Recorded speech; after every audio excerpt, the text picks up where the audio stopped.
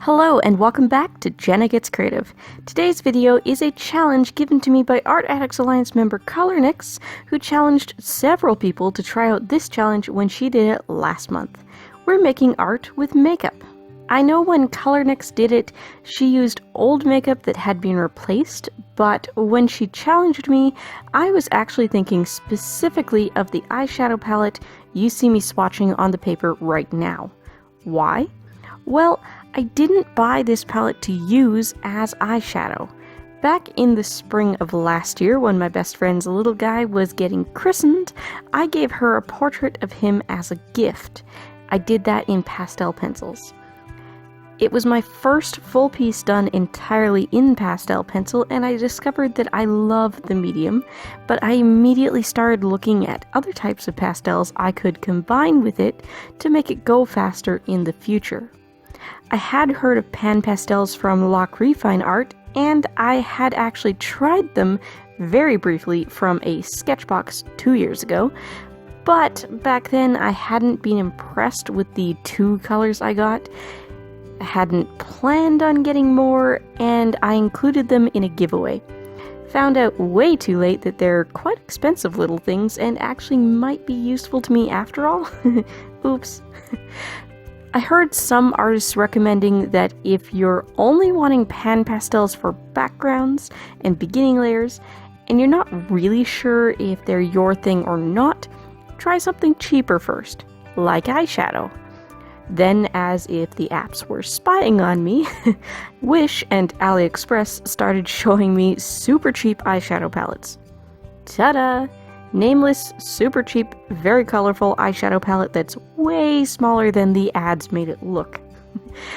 I hadn't actually started testing it for art purposes yet either, so being challenged to use makeup for art was perfect. Of course, I wouldn't ever use eyeshadow in a commissioned piece. These absolutely aren't going to be archival.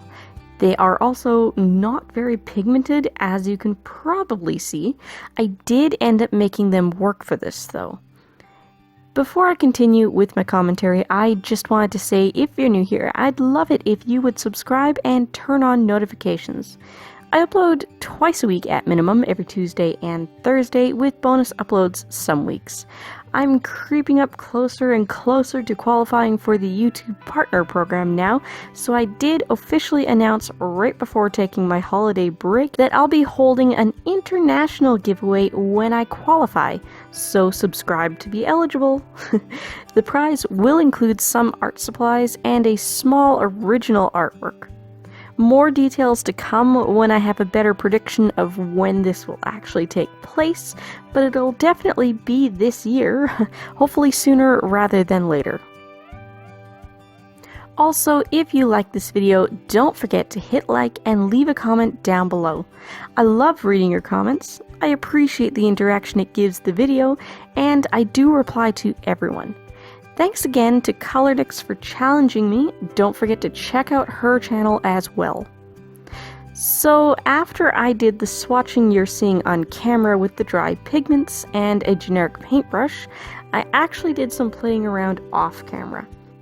I tried to make them into a paint wash with rubbing alcohol, which did actually work as far as increasing pigmentation and being able to paint with it, but layering was pretty much impossible. I knew I wasn't going to be able to do anything very detailed just with these shadows. I put it all away for a little bit, filmed the unboxing part of this month's subscription box videos, and then I had a bit of a light bulb moment. I wondered what these eyeshadows would do on canvas, so I grabbed one of my dozens of tiny dollar store canvases that I have hanging around and started making test swatches with my finger instead of a brush. It looked so good. Colors were more vibrant, paler colors were actually showing up, and the recessed bits of the canvas texture stayed white for the first couple of passes with the shadows, which had a really cool effect. That's when I thought I could do doodles over a rainbow gradient, so then of course I had to figure out what I would do the doodling part with. I didn't want to potentially ruin any of my pens by using them over makeup powder, and I didn't think I was going to be able to get any sort of finer details with the actual black shadow itself. But then I remembered that, for some strange reason, I still have the eyeliner I bought for my wedding back in 2017. It's definitely expired, but it isn't dried up, so I used that. The liner is a felt tip dip applicator type from Sephora, and the product name is Stylographic Fineline. It's a waterproof formula, and thinking about that now, I'm really tempted to use it for line art sometime, just for kicks, and see if I can use watercolors over it. At first, I wanted to do a free-handed mandala over the whole canvas, but I quickly realized that my design wasn't turning out as neatly as I hoped, and it also wasn't very well centered.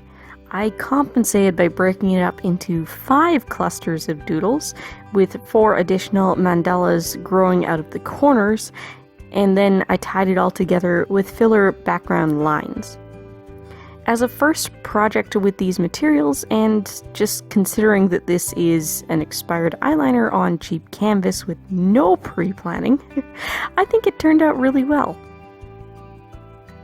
This little piece is actually hanging on the wall in my art room now, kind of as a reminder that art is meant to be fun, and just because the piece is practice and not archival doesn't mean I can't enjoy it. I have no idea how long the colors will last, since makeup isn't made to be exposed to light for more than a day, but in case anyone's curious, feel free to ask me in the future how it's looking. I didn't show it on camera, partly because I didn't do it in the art room, and partly because it was an afterthought, but in order to prevent the shadow powders from falling off the canvas over time, I sealed this piece using hairspray.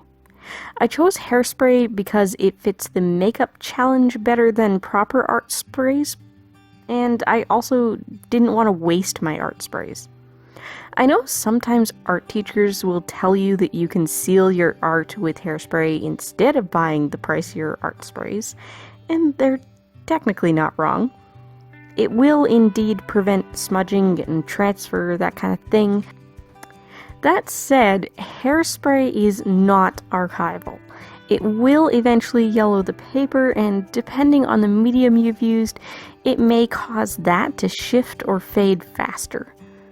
It's okay in sketchbooks and on practice pieces, but not something you want to do on a finished piece, and absolutely not something you want to do on a piece that's for sale. But I'll get off my archival soapbox now. This challenge was a lot of fun. See you guys on Thursday.